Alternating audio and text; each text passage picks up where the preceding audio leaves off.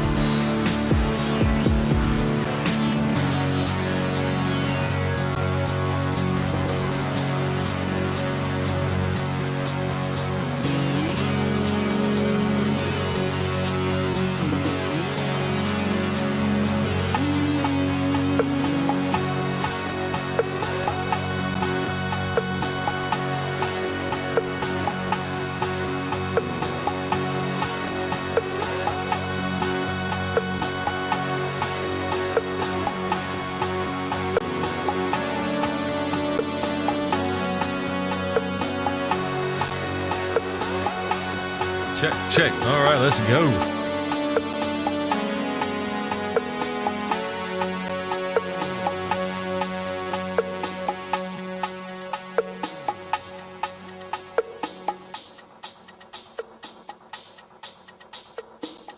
Crypto DLT with Mr. Conectr. Be sure to subscribe.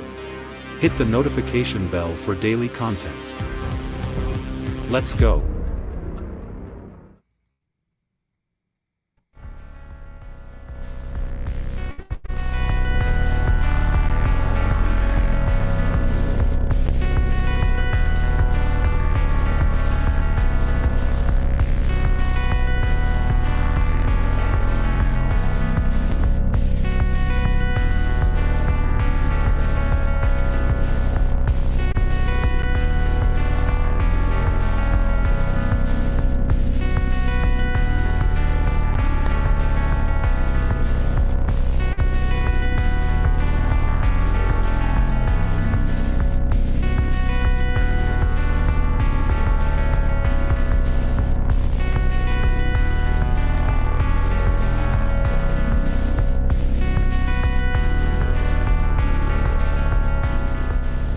What's up, everybody? Mr. Conectr back again for a live stream for you guys.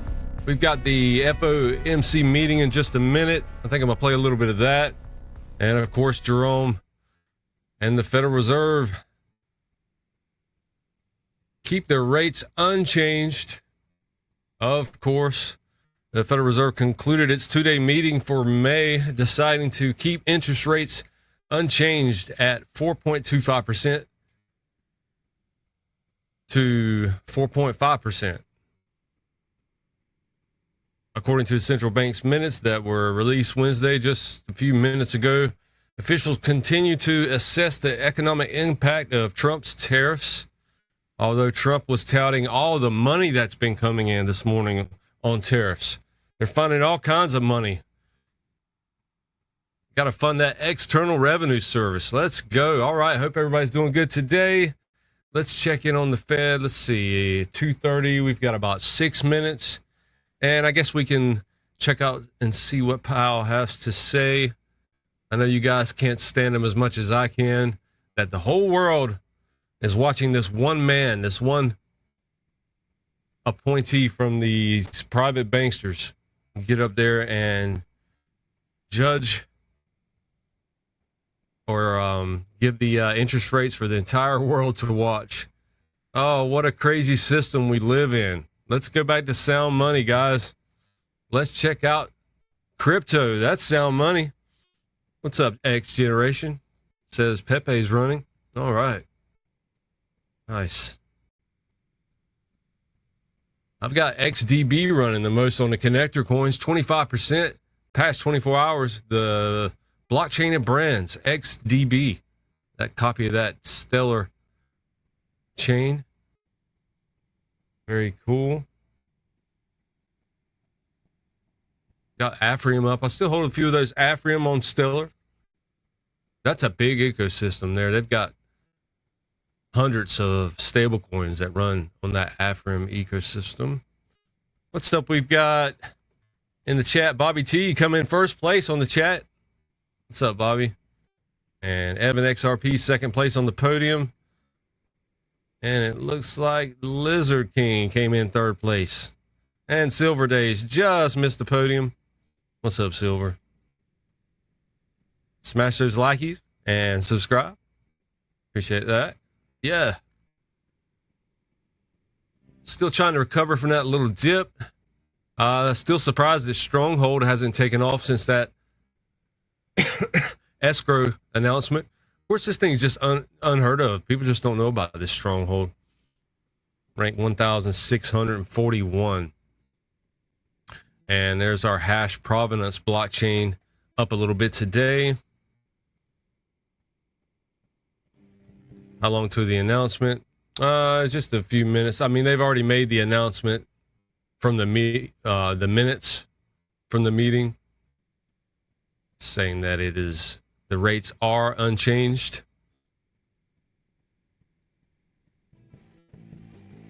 Even though Trump said that Europe lowered rates 10 times since he's been in office.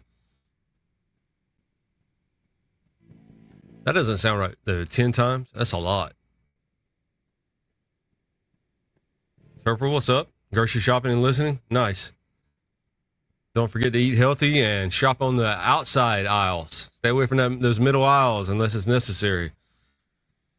I know I struggle with that myself. Trying to eat healthy. Got to take care of ourselves.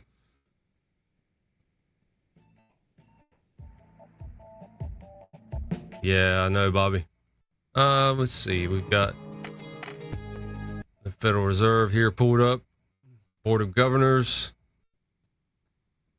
What's Trump going to do about this mess? What can he do legally?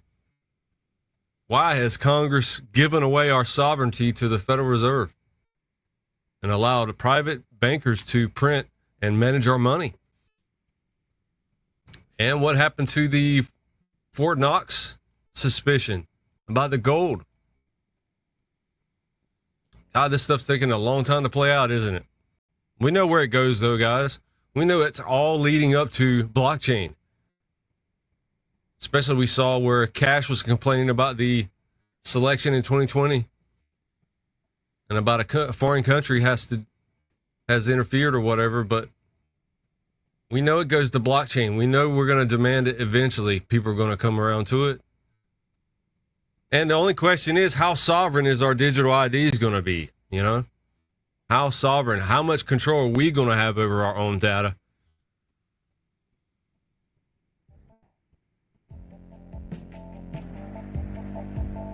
You know, sure, governments can attest to our identity, but shouldn't we have the control over our data? Lizard said, Powell's the grumpy neighbor that never speaks to you. Yeah.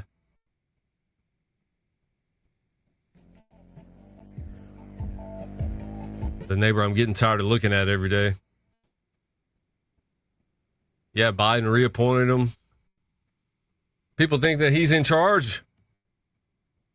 He's kind of just a figurehead, isn't he, guy? He doesn't own shares in the Federal Reserve, does he? Like some of these private bankers do. You know, banks own the Fed. Who owns the banks? Right? That's who's in control, guys. Owners.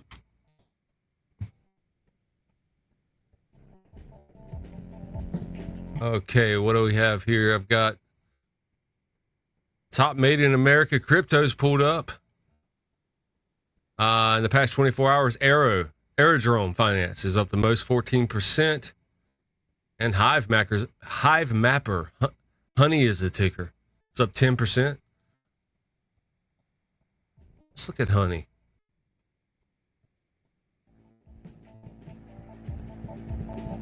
That's on Solana. You've got $102 million market cap with a circulating supply of 4.4 billion, total supply of 6.4. Not a bad ratio there. What is Honey? It's a decentralized global mapping network with a drive to earn model that rewards contributors with Honey tokens. Wow.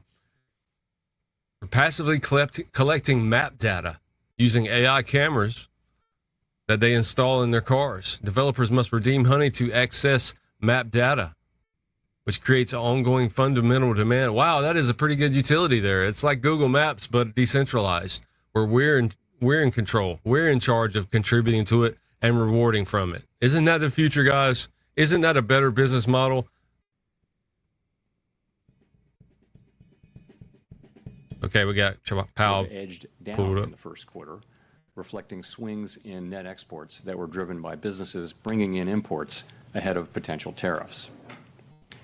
This unusual swing has complicated GDP measurement.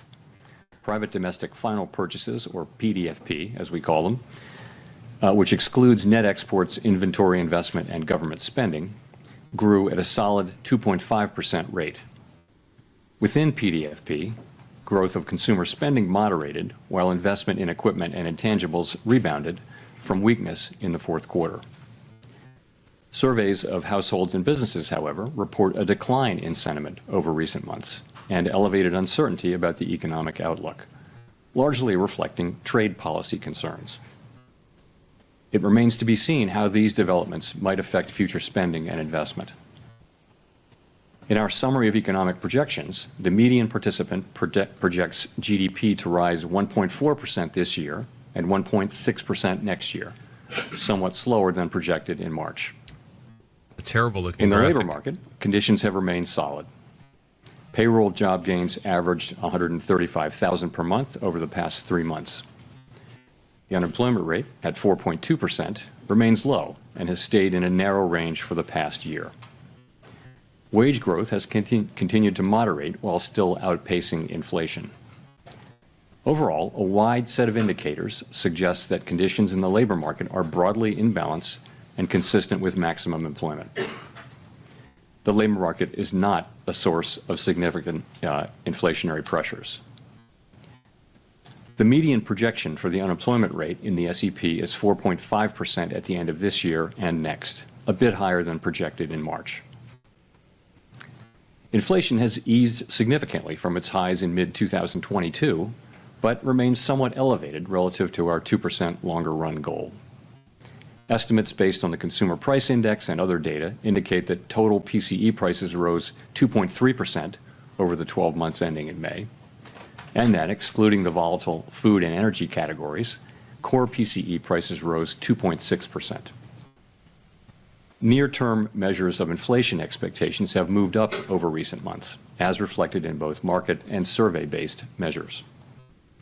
Respondents to surveys of consumers, businesses, and professional forecasters point to tariffs as the driving factor.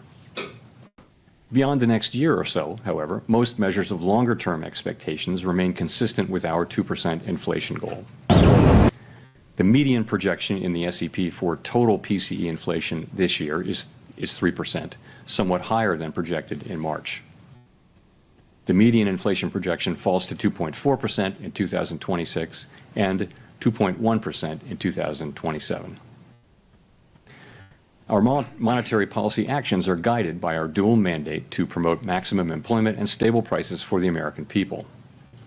At today's meeting, the committee decided to maintain the target range for the federal funds rate at 4.25% to 4.5% and to continue reducing the size of our balance sheet.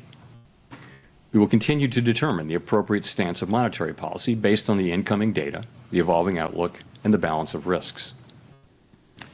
Changes to trade, immigration, fiscal, and regulatory policies continue to evolve, and their effects on the economy remain uncertain. The effects of tariffs will depend, among other things, on their ultimate level. Expectations of that level, and thus of the related economic effects, reached a peak in April and have since declined.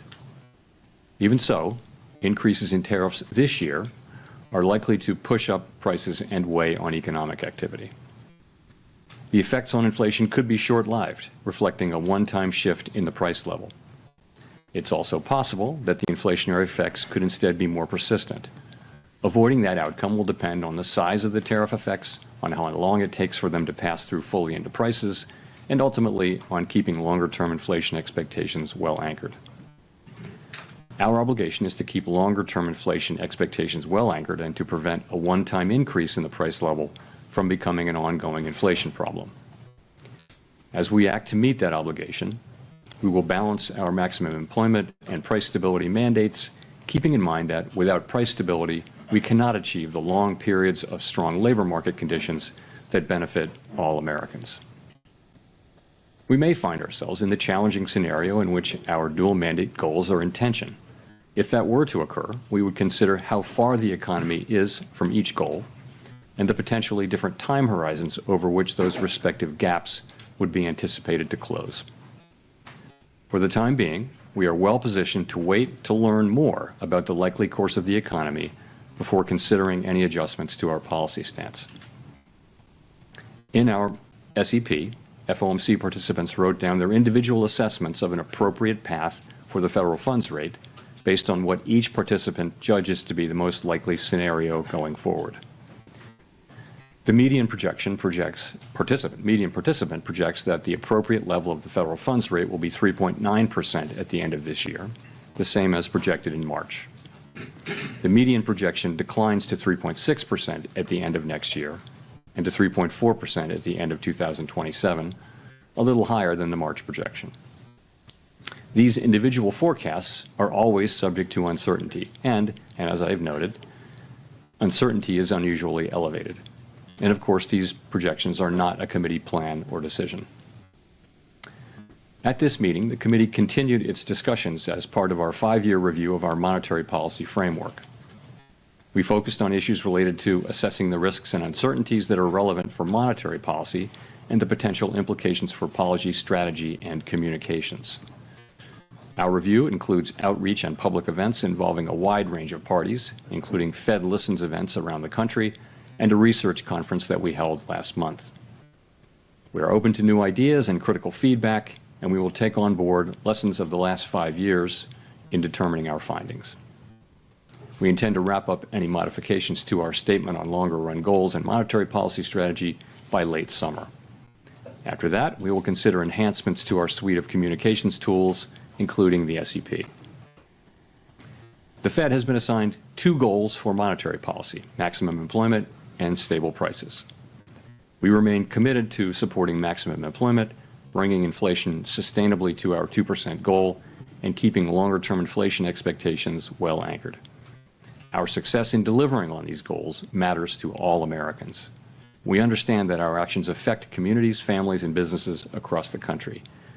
Everything we do is in service to our public mission, and we at the Fed will do everything we can to achieve our maximum employment and price stability goals. Yeah, right. Thank you. I look forward to your questions. Same old, right, guys? Thank you. Colby Smith with the New York Times. Gotta catch To 'em what all. extent has the more limited impact from tariffs at this stage on inflation changed your view on what the ultimate economic fallout will be from these policies and the timing of when they will materialize in the data? So we've had 3 months of favorable inflation readings since the high readings of January and February, and that's, of course, highly welcome news. Part of that just is that services, core services, both housing services and non-housing services, have really been grinding down toward levels that are consistent with 2% inflation. So that's the good news. We've had goods inflation just moving up a bit, and of course we expect, as you point out, we do expect to see more of that over the course of the summer. It takes some time for tariffs to work their way through the chain of distribution to the end consumer. A good example of that would be goods being sold at retailers today may have been imported several months ago before tariffs were imposed. So we're beginning to see some effects, and we do expect to see more of them over coming months. We do also see price increases in some of the relevant categories like personal computers and audiovisual equipment and things like that that are attributable to tariff increases. In addition, we look at surveys of businesses, and there are many of those, and you do see a range of things, but many companies do expect to put all or some or all of the effect of tariffs through to the next person in the chain, and ultimately to the consumer. Today, the amount of the amount of the tariff effects, the size of the tariff effects, their duration and the time it will take are all highly uncertain. So that is why we think the appropriate thing to do is to hold where we are as we learn more. And we think our policy stance is in a good place where we're well positioned to react to incoming developments. So in terms of how we should interpret the rate cuts penciled into the SEP, is this reflecting that there's this expectation that underlying inflation will just stay well enough contained that allows the committee to eventually move ahead with those cuts? Or is it about responding to a deterioration in economic activity, let's say? I mean, how should we make sense of the forecast? So if you look at the forecast, you will see that people do generally expect inflation to move up and then to come back down. But we can't just assume that. Of course, we don't know that. And, our job is to make sure, one of our jobs is to make sure that a one-time increase in inflation doesn't turn into an inflation problem. And that, again, that will depend on the size of the effects, how long it takes for them to come in, and ultimately on keeping inflation expectations anchored. Hi, and thanks, Chair. Howard Schneider with Reuters. If you look at the rate path starting in December to today and adjust it over the full time horizon you've got there, you've taken about a quarter point per year out of your projected path, and you end at a higher rate at end 2027 than you would have in the prior forecast. Is that a result of a sense that tariffs will lead to more persistent inflation? Is it a result of reassessments of where your short-term neutral rate is? Why are you on a slower path now? So I would focus most on the nearer term. As you get out to the later years, it's hard for anybody to know where the economy is going. You didn't see people moving their longer term, estimate of the neutral rate, for example, at this meeting. So and those things are probably slow moving. So I think if you look at what's happening here since March, this is since March, right? You see a little slower growth, just a tiny tick up, a 1/10 tick up. All right, I think I've about heard enough of Powell. I don't know about you guys. Up 0.3. And by the way, it was a similar move. Same old December stuff. SEP to the March. So that's what you see. You see the. Yeah, I've had enough of that. Unless anybody objects and really, really wants to listen to them, it's the same old stuff, guys. Nothing's going to change until something changes.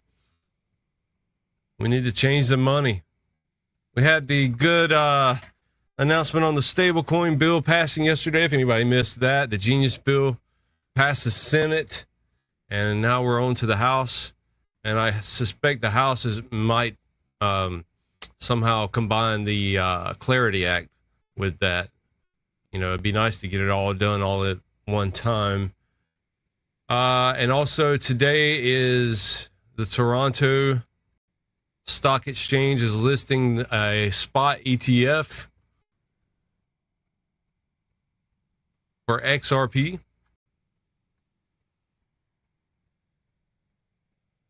Pretty big news, and we'll get to this Iranian crypto exchange in just a little bit. But first I was looking at that Hive mapper. That's interesting, especially with all the autonomous cars. And they've switched from drones. They've already mapped the skies, it looks like. Now they're trying to map the real world and reward people with cars with cameras. And then to use the service, you pay, they reward you with the honey token. It's on the Solana network. They reward you with the honey token for giving them data, and it is like Pokemon Go, Turple. Exactly right.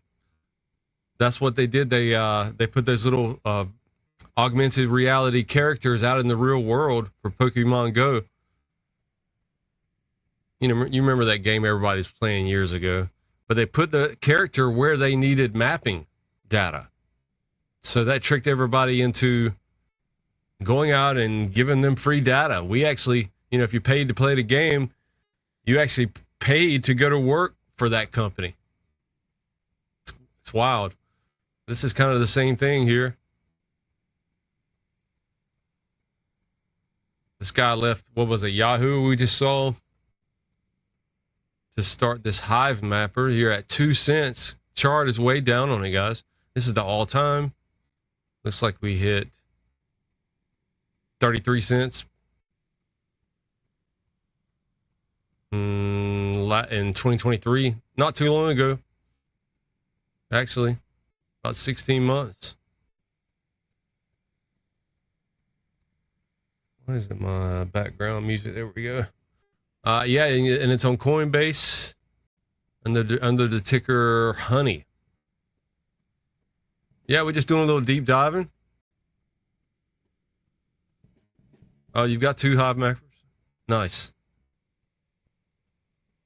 Yeah, it'd be nice if they combined the bills into the FIT 21 bill. I forgot about that one lingering around. Yeah.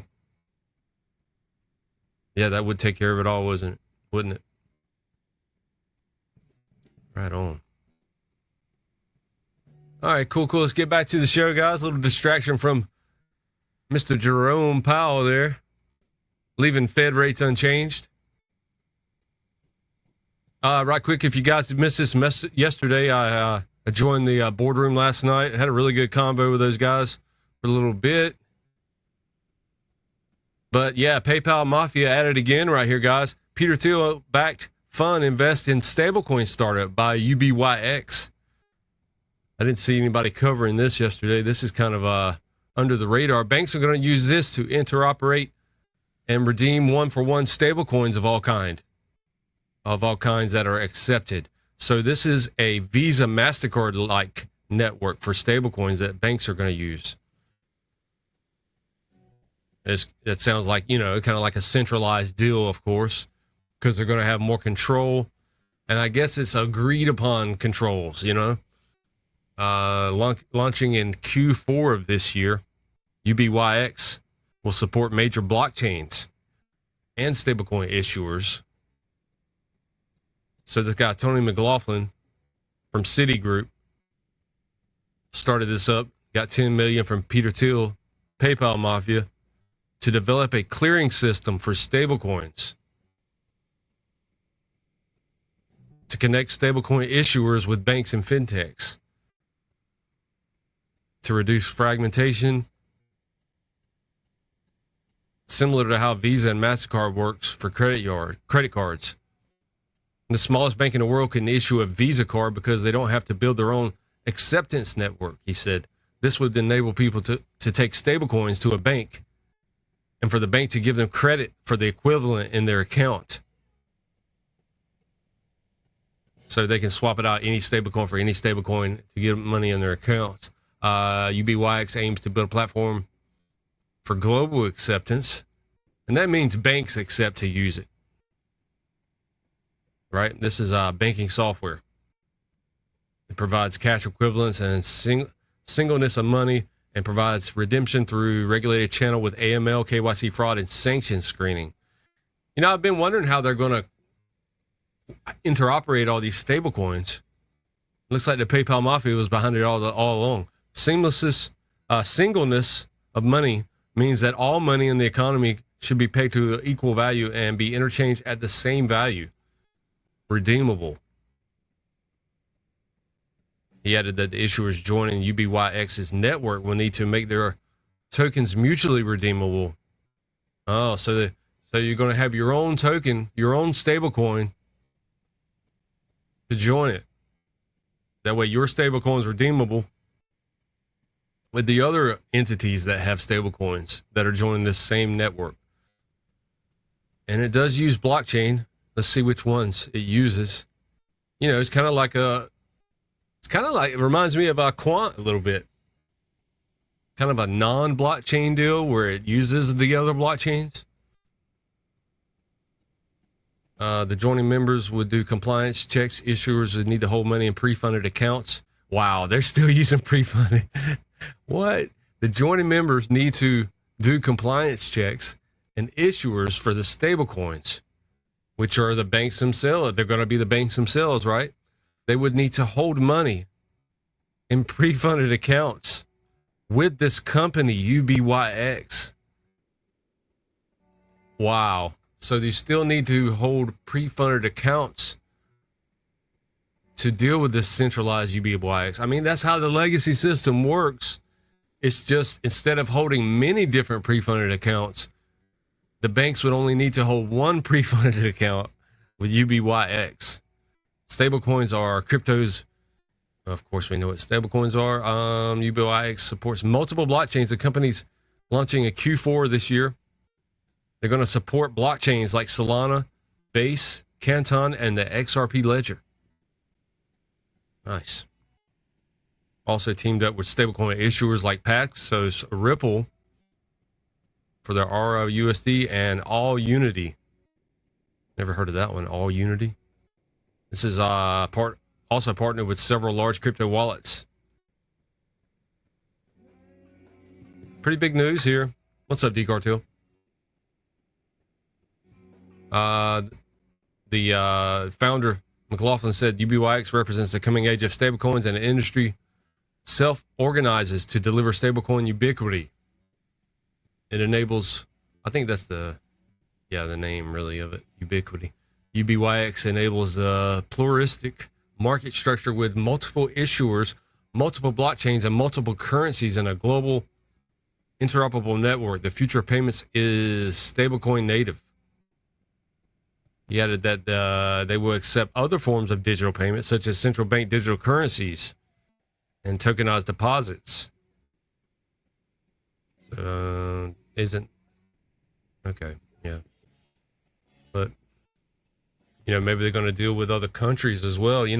We've got some banks. I know Wells Fargo used to be able to swap out foreign currencies when you get to the States. I don't even know if they still do that, probably.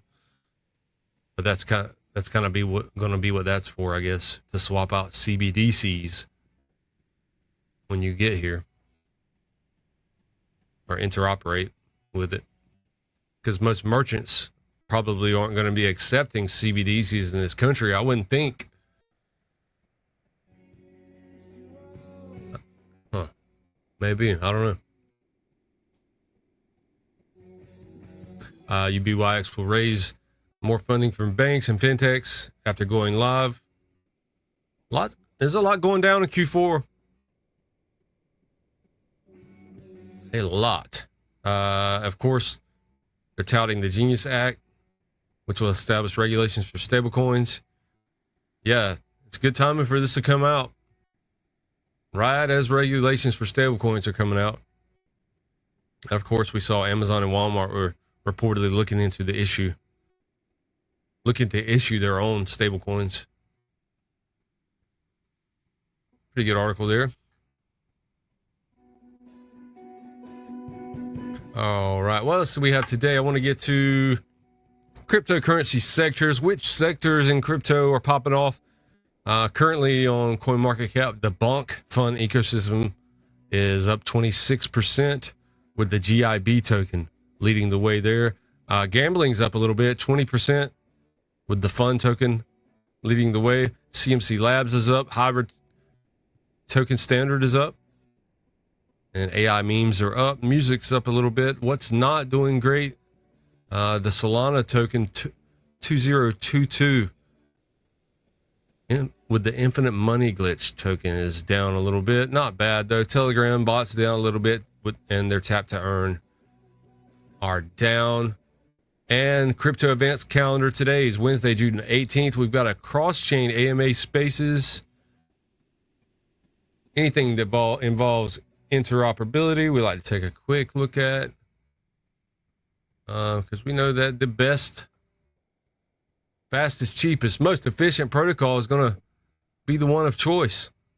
So which one's doing that? This is just a pancake swap using a cross protocol, I guess, to jump for BNB. Cross.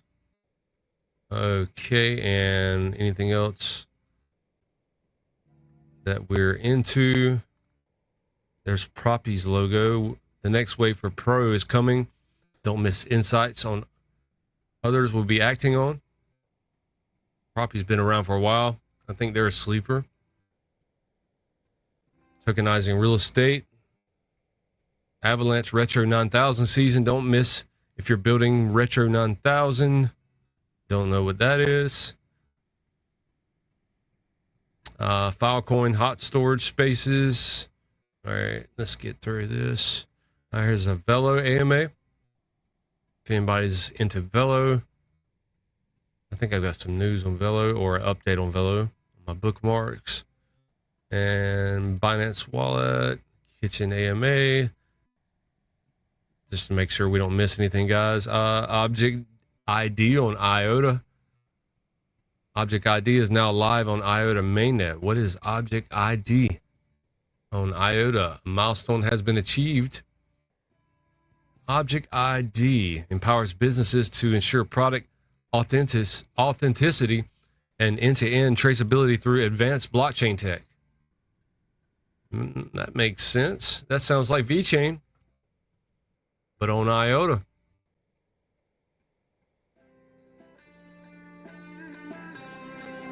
They're accepting applications, I guess, for businesses. IOTA's been around for a while. A new corridor added for pharmaceuticals for IOTA. Just looking through the comments. Cool. Good to see IOTA's making moves. There's an Ethereum BNB bridge. Game token is now bridgeable from Ethereum to Binance Chain using Stargate Finance. Let's make sure we follow Stargate, the global liquidity layer. Let's see here. New chapter for Stargate.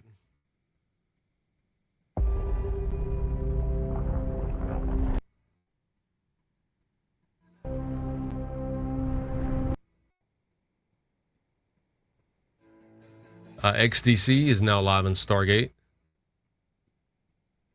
XDC can now be moved on Stargate between Ethereum, Solana, Base, Arbitrum, and XDC with 0 fees. Just the gas only for the networks and 0 slippage. That's interesting about this interoperability between chains. What was it we were reading a while back? Where, you know, you have to lock up a token on the old chain and then issue it on the new chain, right? To interoperate. But you have to, I think it's Chainlink. You have to predict on the old chain the amount that you send and lock up. You have to predict how much gas is going to be on the new chain. How much the fees are on the new chain. So you kind of have to overpay sometimes, or I guess it's refunded. I don't know how that works, but because, you know, it's never exactly what you think it is, down to the cent, unless it's something like XRP Ledger. Cool. What else are we on today? Let's look at the Bitcoin dominance. Hope everybody's doing good. Evan says property is run by Michael Arrington's wife, and Arrington is Brad Garlandhouse's bestie. Yep. And they'd be pushing it. Yeah, for real. I saw that.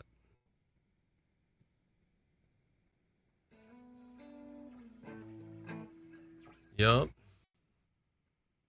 Be nice to get them on that, get property on that side, the XRPL side chain, the EVM chain, instead of Ethereum. I think we're going to have quite a few tokens to port over to that new side chain coming out.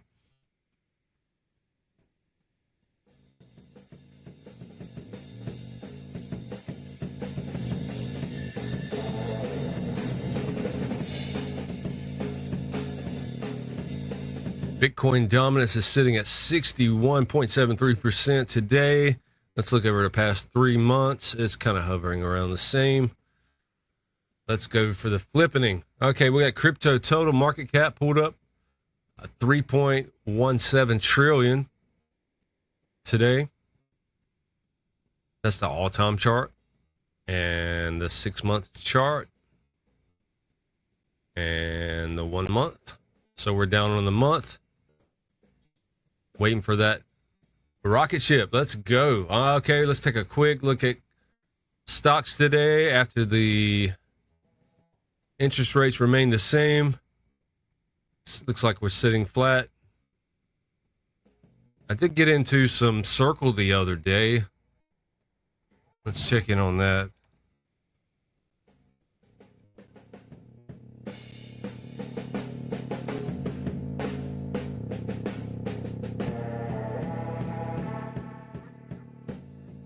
It pulls up all my other coins if I go to Trading View. So that's not a really good. I'm already on Trading View. Hold on.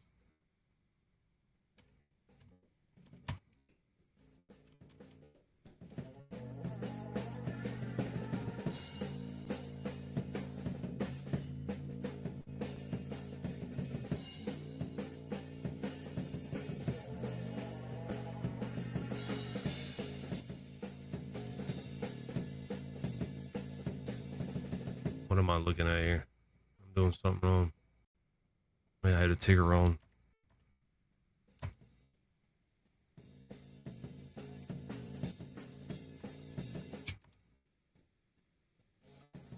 On the day it's pulled back. On the month we're up. That's not it.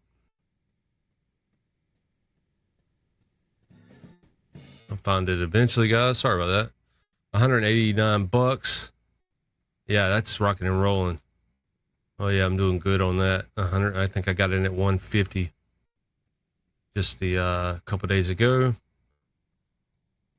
And that Roth IRA, I like that a Roth IRA because you can trade without taxable events. So you can go in and out of anything at any time.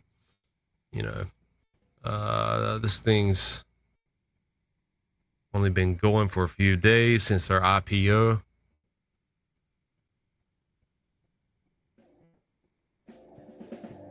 Looks like it's got up to it. First day or so, it was at 50 bucks to 80 bucks.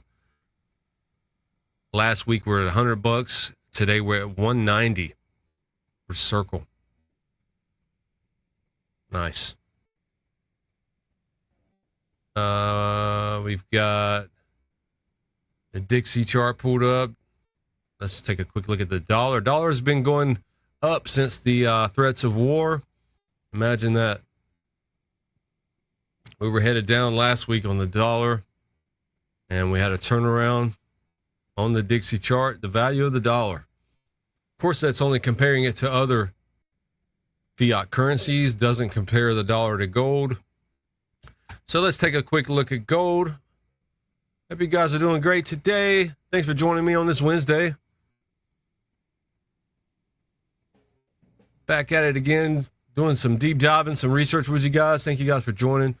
We've got 3,337 bucks for your ounce of gold for 1 ounce. And silver's at 36.73, down just a little bit, trying to make it smooth. Let's take a look in, check in on crypto panic. We've got ChatGPT picking 2 AI cryptocurrencies to get in this month, next month.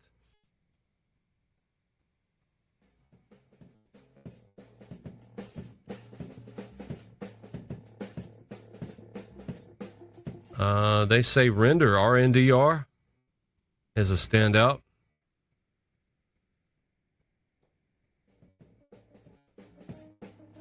And I lost my place.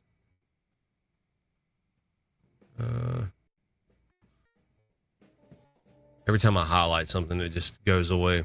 I can never remember not to highlight on this crypto panic. Where'd that article go? Oh, well, sorry, guys. There was another one, but I missed it. Maybe we'll see it. Here it is. And what was the other one?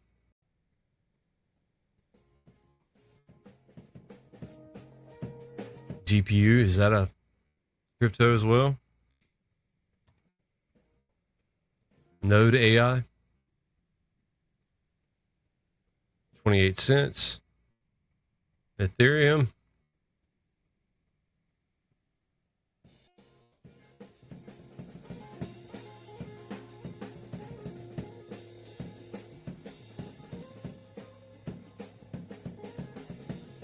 Yeah, I like Render. It identified Render as a standout because it provided decentralized GPU power. I didn't think that was another crypto. They're just talking about the GPU power, of course. Yeah, standing out in the AI era, you gotta have GPU power. God, imagine everybody walking around in real time, rendering in real time. For like augmented AI, virtual reality. And rendering at your closest node for speed, right? Instead of having to go render at a, using a decentralized GPU, basically. Render supports demand tasks by enabling distributed rendering for AI model training, 3D graphics, and metaverse content. Yeah, that's what I was trying to say, metaverse.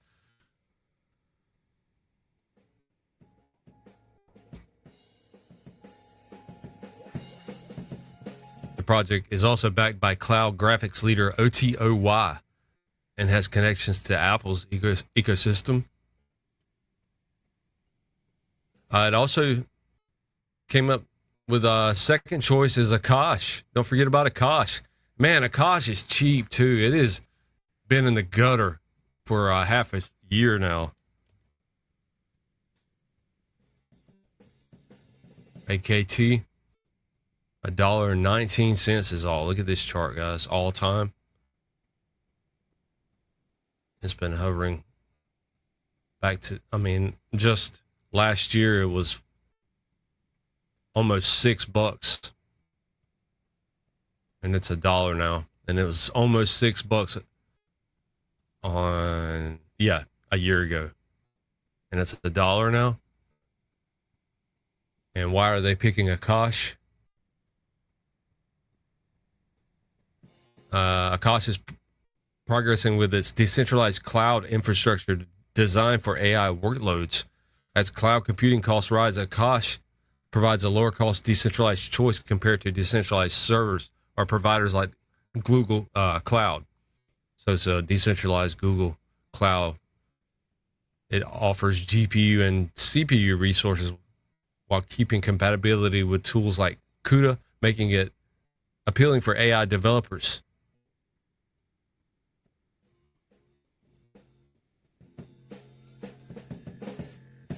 Yeah, that thing's having a big pullback. No financial advice on the channel, but I do have some Akash in that Kepler wallet. I think it's pooled in Osmos. I got it in a pool.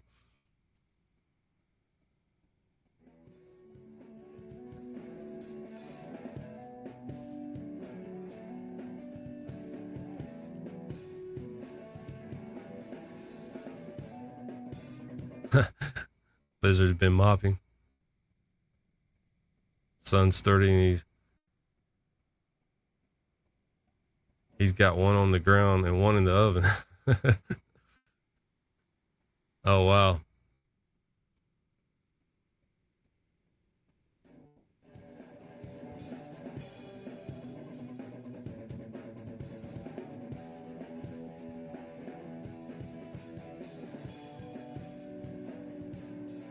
Cool, cool. Let's keep it moving, guys. What else do we have today on Crypto Panic? Let's see what's coming out.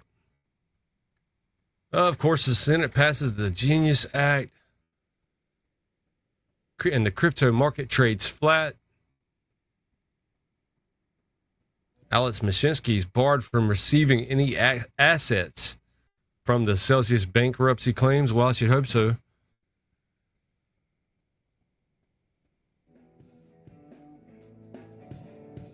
Justice Department files to seize a record $225 million tied to pig butchering crypto scams. What is that?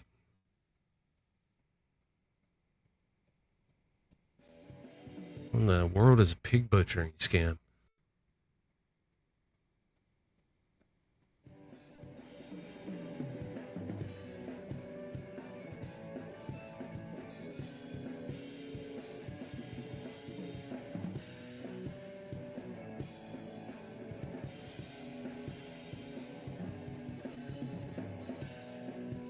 Scam operators disperse proceeds across. No, that's not it.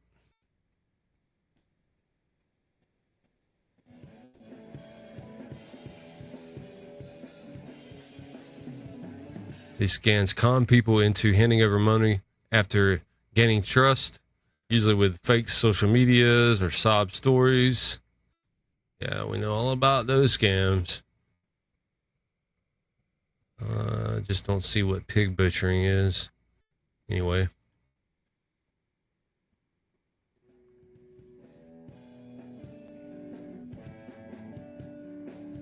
Chinese central bank head pledges to expand international CBDC use. What we just saw where UBYX is going to help the banks accept CBDCs. And I assume they mean foreign CBDCs because we're not issuing a CBDC, guys. So what else is China into? Well, we've got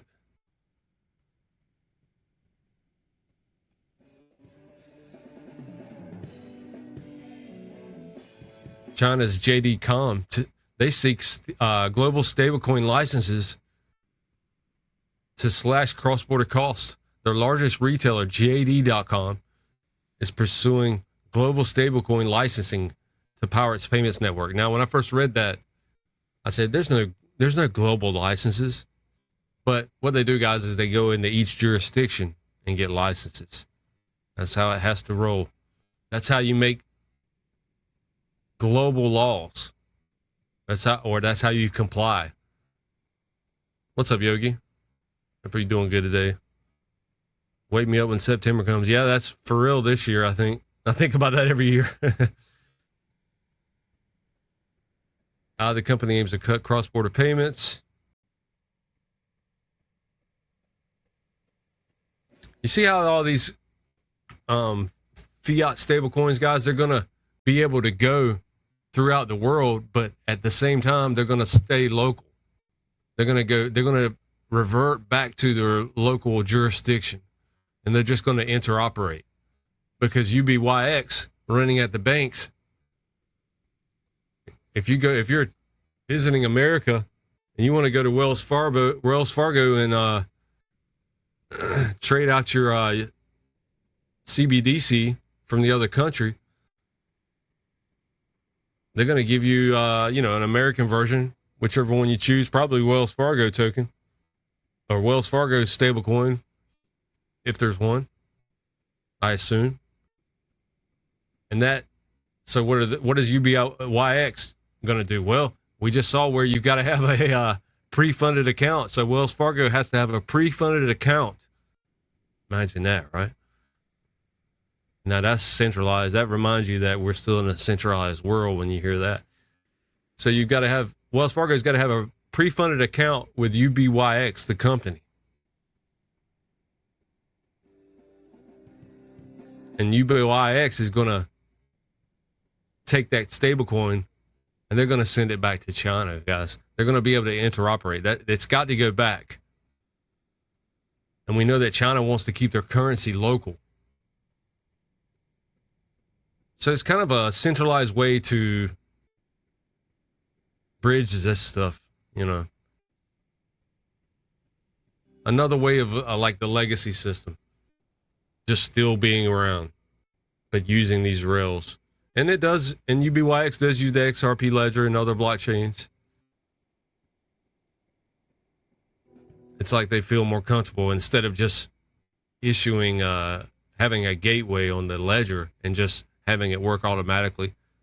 It's the same thing, but with more controls. More banks are going to trust UBYX, I guess, no? PayPal Mafia at it again, right?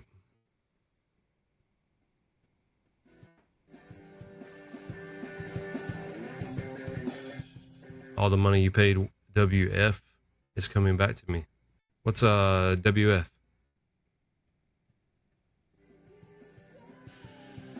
China's central banks call blockchain a key driver of stablecoin growth.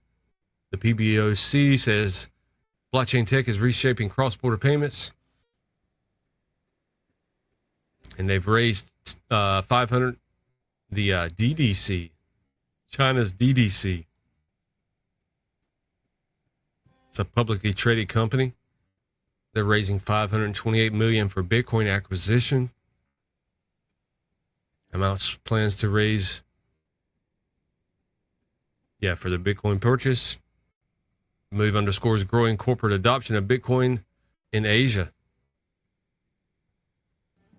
All right, cool. China's on the move. Oh, yeah, Wells Fargo. My bad.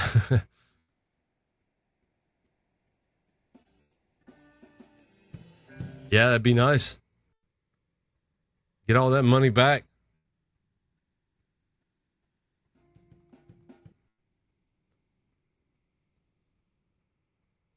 All right, we got this one coming out of Evernote, guys. This is a true decentralized bridge. You don't hear that much, do you? Decentralized bridge. A lot of this stuff is scary. A lot of these bridges are scary out there, guys. So we have to remember that smart contracts on these bridges can be hacked. They better be audited and audited good. There's several vectors of attack on a smart contract. There may be a contract out there that's waiting on a certain block in the future to initiate a a hijack, an attack, waiting on block such and such in the future. That's one hidden way of attack. I was reading several ways of attack, how smart contracts can be attacked. Not an expert, just scared to get involved in a lot of bridges until we know that they work good, But we've got this Evernode bridge here. User sends tokens on the Zahal net testnet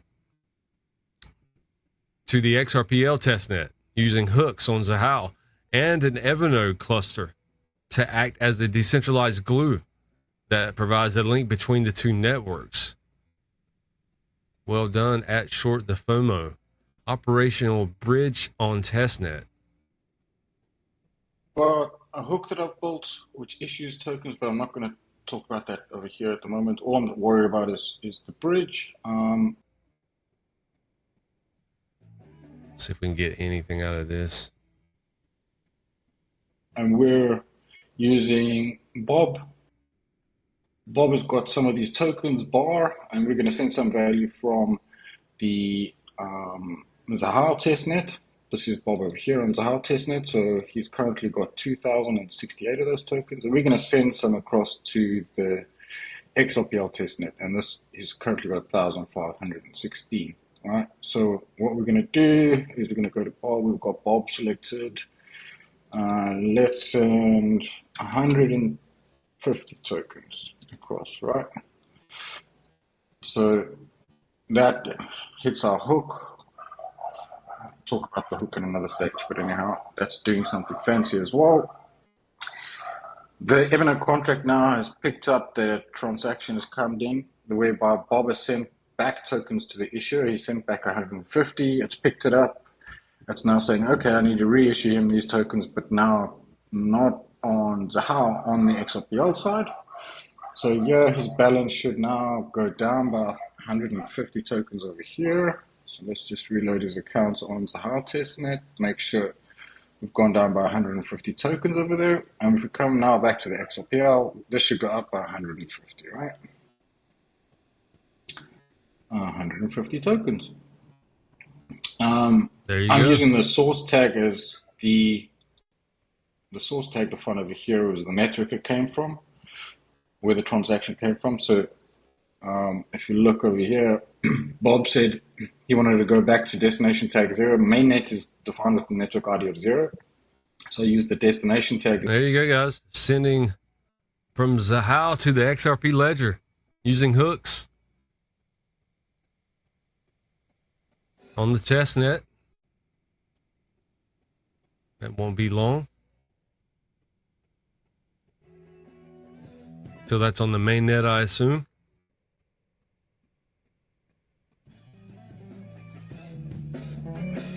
Okay, we've got one from Roger Guru here. Just in, Iranian crypto exchange Novitex has been hacked for 48 million.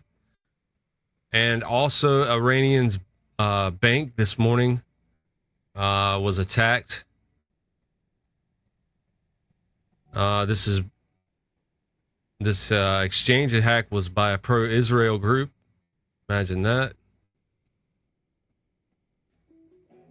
And I assume the bank attack was as well. Just guessing. I forget the bank's name, but it was one of the major banks in Iran.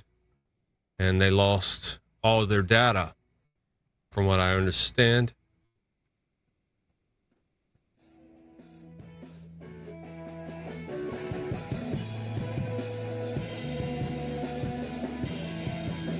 A hacker dropped a message in the Tron wallet. If you want to read that on the screen there, anybody that's looking at my screen, that's the hacker's message highlighted.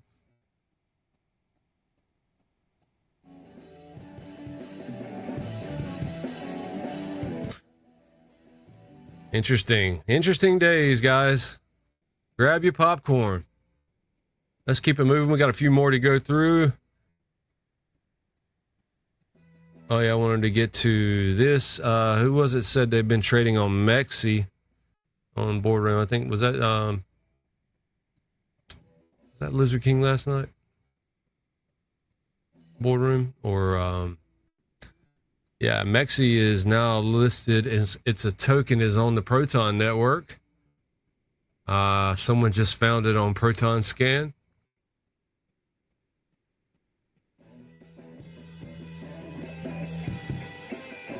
Looks like there's $1.6 billion worth of it on Proton. And we had some more as well. Gate.io has also been listed on Proton. On the XPR network, $1.6 billion worth of that.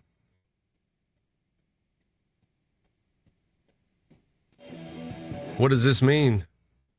These exchanges coming to Alcor, the exchanges made accounts on the XPR, Explorer, Proton. From here, it's not clear exactly what their strategy is. For sure, they are moving over.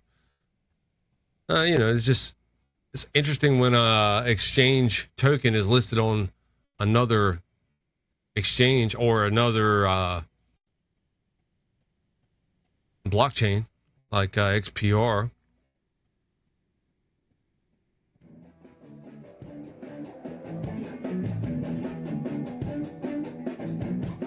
Smoke Dog says by November 2025, all financial institutions must switch to ISO 20022 standards. This is the date we were discussing yesterday.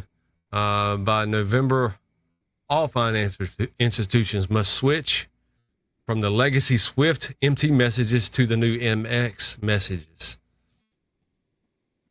This new standard is more transparent, holds more data, and is expected to enhance interoperability between the banks. Banks are planning development schedules, assigning tech resources, and securing funding. There is an opportunity to maximize the return on investment. There is an opportunity to maximize the return on investment from the banks. So they're saying, banks, you need to pay attention if you want to stay relevant here. On this, let's switch over the MX messages. So this is for Swift. We've got the date, the end of this month, June 27th. It's a nowhere go with the July 14th FedNow ISO standard switchover. And then here in November, it is a Swift switchover to MX messages for ISO standards.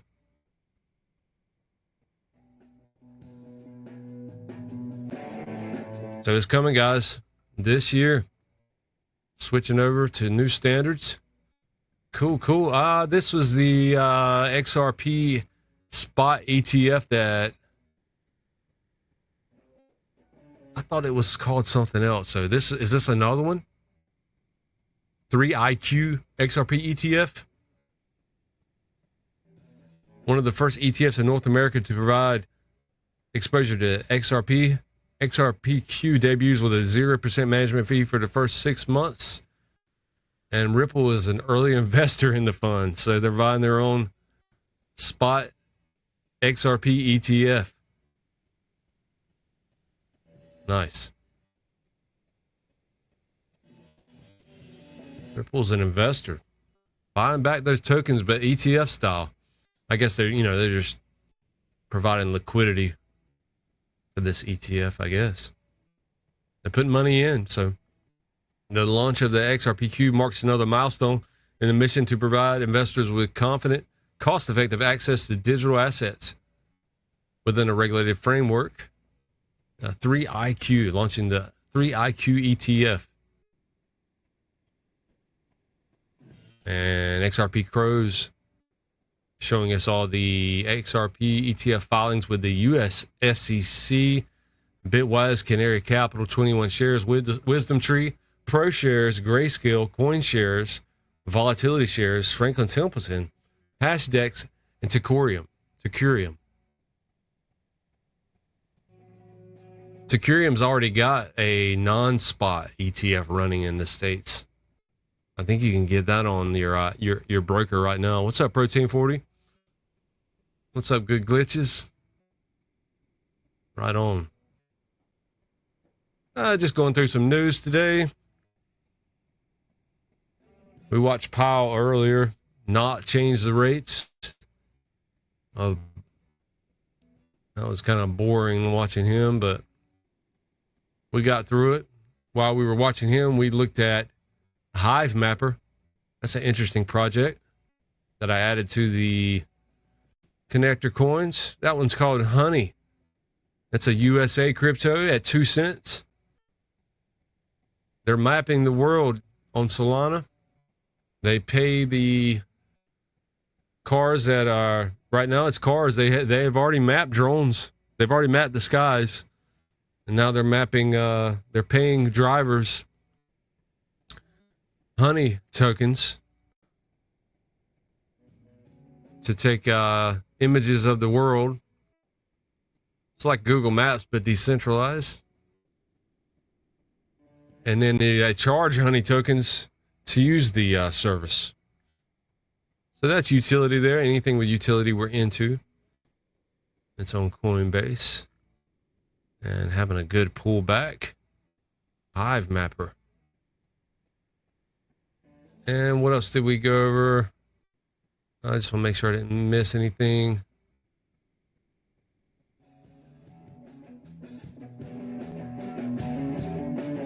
Looks like Shopify is adding crypto payments with Base. Coinbase is coming into payments in a big way, and for years we've been working on the building blocks here of having a stable coin that's trusted and regulated with USDC, with a more scalable blockchain like Base. Toby Lutke at Shopify and we would meet and we'd think about, okay, how can we get this ready for prime time? And some of those pieces fell into place with a trusted stablecoin, a scalable crypto network.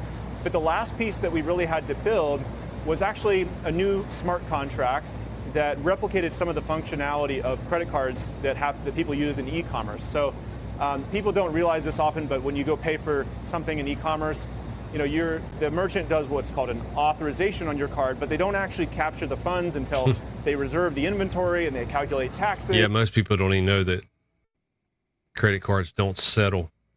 They swipe it, they think it's done. They have to All that is a message. Figure out shipping. And so credit cards have this kind of auth, capture, void, refund functionality. And with Shopify and Coinbase, we actually were able to replicate that in a smart contract on-chain. It's open source. And so people have been talking about the programmable money that crypto can bring for years. Yep. And it's now finally ready. All right.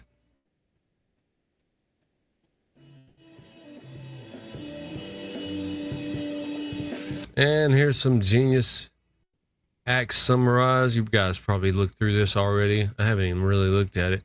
Who can issue stablecoins?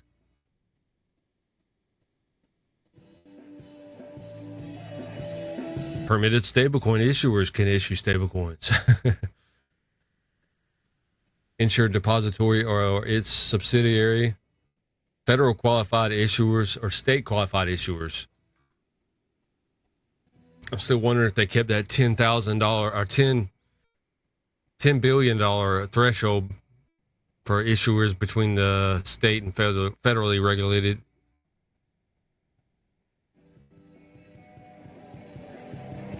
Yeah, I've never even used the Base network, really. Dex screener, you hate the Base network Dex screener. Transactions are ridiculous. Okay.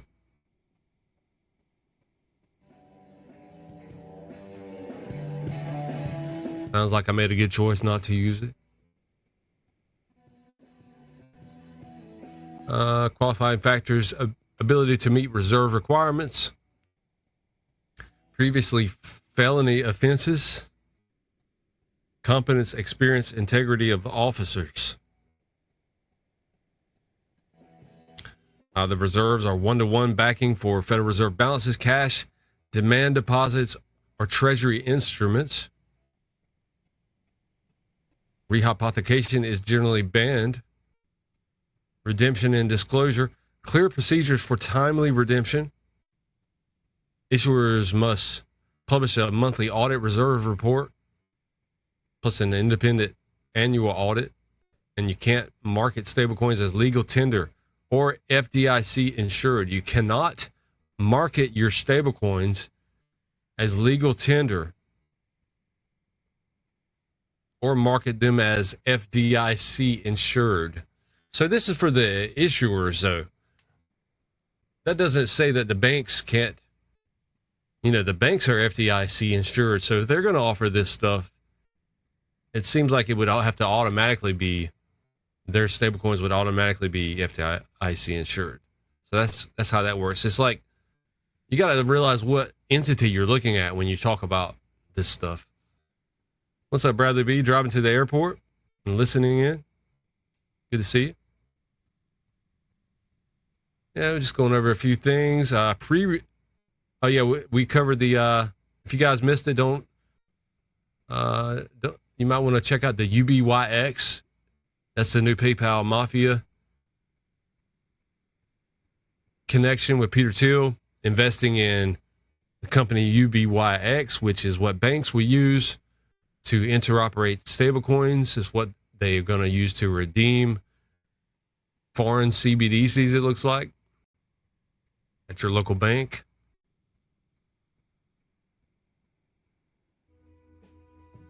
Yep, Bradley, travel safe. Have a good flight.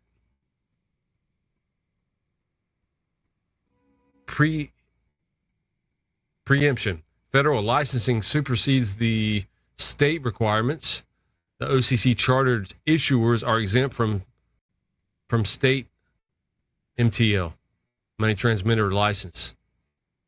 OCC chartered issuers are exempt from state money licenses if your federal license supersedes state requirements. Okay. States can license issuers if they have a substantial similarity to federal requirements and are beneath the $10 billion threshold. Yep, that's it right there. So states are in charge. Basically, if the market cap for the issuer, for the issuing the issuer of the stablecoin, if the market cap is under $10 billion, states can license the issuers. State licensed issuers have nationwide passporting, means they can operate in other states. And what's that other state's bank going to do? They're going to use UBYX to interoperate. What does UBYX do? They use blockchain to do whatever they need to do on their centralized system. Crazy. Yeah, UBYX. Yeah, they're going to use blockchain. Don't get me wrong. They're still a walled garden. These banks still have to have a pre-funded account with UBYX to interoperate their stablecoins, because UBYX is a centralized system, unlike blockchain. But what are they going to do? They have to use all the different blockchains on their back end. It's kind of like Quant. They're not really a blockchain. They use the other blockchains. So they're taking all the risk. Banks don't want to risk. That's why you've got the pre-funded accounts, to reduce risk. It's wild how this stuff's working out. And they're just like, they're kind of like ILP on the back end. They make the swaps. UBYX is going to make the swaps on their back end any way they want to, any chain they want to, any coins they have in stockpile to pay fees with.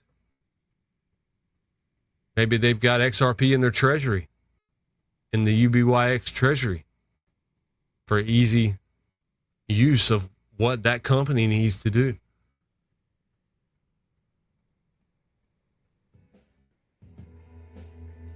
But I mean, it's only a $10 million investment from Peter Thiel. So we'll see how much traction he gets. I don't know. Custody reserves and private keys must be held by an FDIC or the credit union, NCUA bank. Don't forget Metallicus is involved with all the credit unions. So the reserves, the stablecoin reserves for the issuer and the private keys must be held by the bank. So the wallets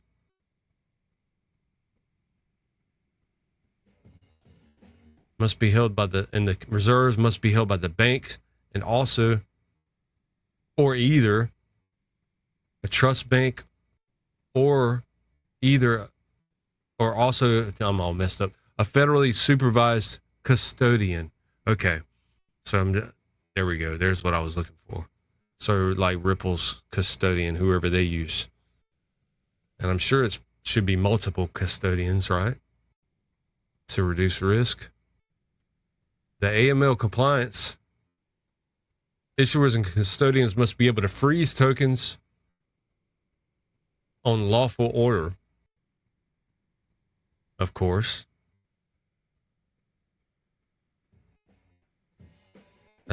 And they can do that. They've got clawback or whatever. And especially if they're using UBYX, all they need to do is make a phone call to them or hit a button on that private system.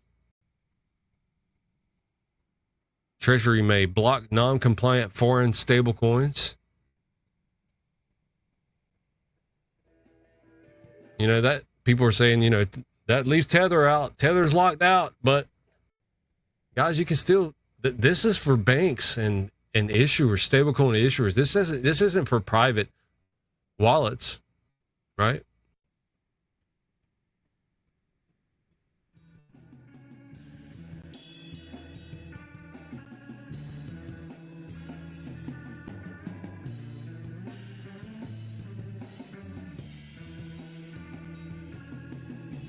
So how's the Treasury going to block these transfers?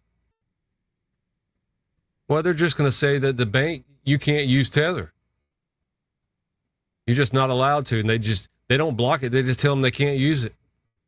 Right? They approve or not approve these coins.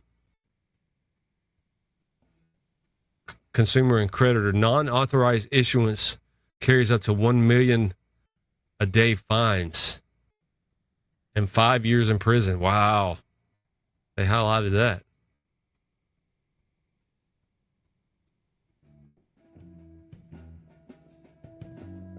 Wow. There you go. There's some rules for stablecoins. And that is of now. This isn't signed by the president yet, so we may see more to come out, but that seems pretty standard. I did see where Rand Paul voted no on this yesterday. So, you know, he's kind of an economic hardliner. So I'm kind of interested to see why he was against it. And don't forget, we covered this earlier as well. Persist technology, the XRPL EVM sidechain coming out.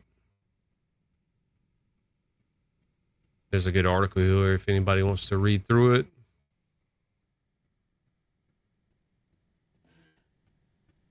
And of course, we're going to use that XLR bridge to bridge between the mainnet and the XRPL sidechain.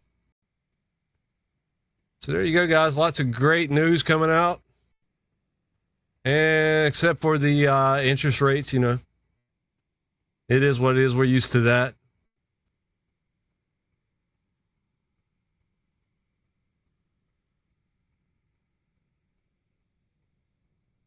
And don't forget about Judy Shelton replying to Treasury Secretary Scott Bessent said that recent reporting projects projects that the stablecoins could grow to a $3.7 trillion market cap by the end of the decade. A thriving stablecoin ecosystem would drive demand for the private sector for U.S. Treasuries with backed stablecoins. So newfound demand could lower government borrowing costs and help rein in the national debt. It could also on-ramp millions of new users across the globe to the dollar-based digital asset economy. And Judy says, fully agree with Scott Bessent and would also like to see stable coins backed by gold convertible treasury bonds. There we go. Bravo, Judy. Love this lady. Stable coins backed by gold convertible treasury bonds as collateral. What is that, guys? That's a gold-backed digital dollar. Let's go.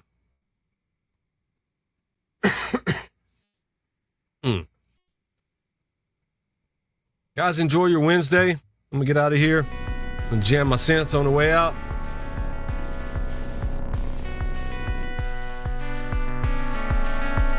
You guys have a good one. Mr. Conectr out. Peace, guys.